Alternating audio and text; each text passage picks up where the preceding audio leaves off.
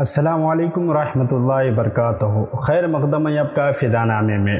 Video شروع کرنے سے پہلے آپ سے درخواست ہے کہ ہمارے چینل کو سبسکرائب کریں اور ویڈیو کو لائک اور شیئر ضرور کریں۔ ویڈیو پسند نہ آنے کی صورت میں ڈس لائک کریں۔ حضرت محمد شاہ دلہا سبزواری کندی والا بخاری رحمۃ اللہ علیہ کا ذکر خیر آپ کے سامنے کر رہے ہیں۔ صدیوں پہلے سندھ کی دھرتی پر قدم رنجا فرمانے والی شخصیتوں میں ایک ذات آپ کی بھی ہے۔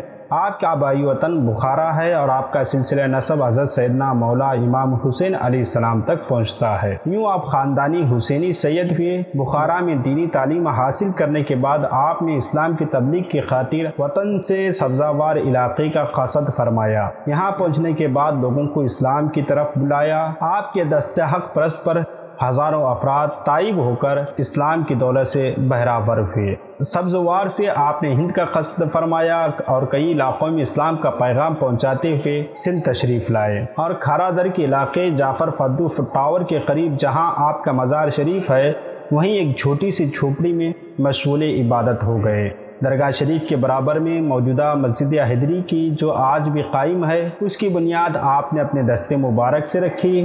اس زمانے میں جعفر فدو ٹاور روڈ پر آج کل کی طرح لمبی لمبی سڑکیں، بلند بارہ عمارتیں نہ تھیں، بلکہ وہاں لیاری ندی بہتی تھی اور سندھی زبان میں کنارہ کو کندی کہتے ہیں۔ آپ نے اس ندی کے کنارے اپنا قیام فرمایا، اس لیے آپ کو کندی والا بخاری کے نام سے بھی یاد فرمانے لگے، اور آج بھی آپ کا مزار مقدس اس نام سے مشہور ہے۔ آپ کی ذات مبارکہ سے اندکنت کرامتیں ظاہر ہوئی جن کو بیان کرنا یا احاطے تحریر میں لانا مشکل ہے۔ آپ کے مزار پر انوار پر آنے والا کوئی سائل خالی آج بھی نہیں لوٹتا، اگر نیت صاف ہو تو اپنے دامن کو مرادوں سے بھر کر لے جاتا ہے۔ دنیاوی کوئی پریشانی ہو، چاہے کاروباری، گھریلو، ذہنی، یا یہاں آ کر ان کے وسیلے سے دعا کرنے پر جلد قبولیت کے آثار نظر آتے ہیں۔ جس کے دل میں حج بیت اللہ کی خواہش ہو، حضرت کندی والا بخاری رحمۃ اللہ علیہ کے مزار اقدس پر دعا کرنے سے اس کو سعادت عطا کر دی جاتی ہے۔ حضرت صاحب مزار رحمۃ اللہ علیہ کی نسبت سے ایک علم یعنی جھنڈا لگایا گیا ہے،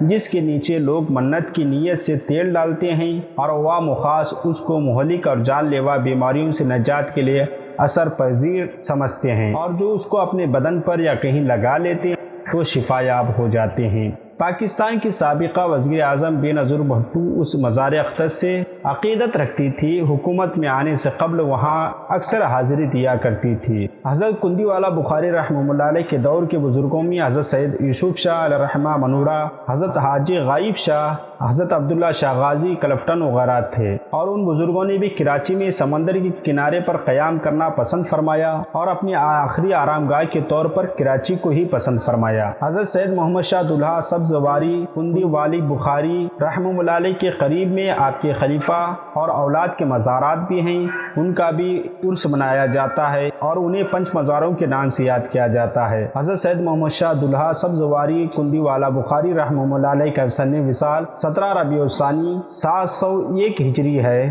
جو آپ کا بعد نماز ظہر انتقال ہوا۔ ایک وضاحت یہ بھی ضروری ہے کہ جہاں سے ہم نے مواد اکٹھا کیا وہاں پر حضرت عبداللہ شاہ غازی رحمۃ اللہ علیہ کا عصر لکھا گیا ہے۔ قابل توجہ بات یہ ہے کہ حضرت سید یوسف شاہ منور اور حاجی غائب شاہ وغیرہ علیہ رحمت رضوان کے سن وفات کسی کو پتہ تو نہیں ہے، لیکن حضرت عبداللہ شاہ غازی کلفٹن علیہ رحمت رضوان کا سن وفات 151 ہجری ہے۔ تو یہ حضرت سید دولہا شاہ علیہ رحمت رضوان کے اہم عصر کیسے ہوئے، آپ ہمیں کمنٹ باکس میں بتائیں، اور اس ویڈیو کو لائک اور شیئر ضرور کریں۔ السلام علیکم۔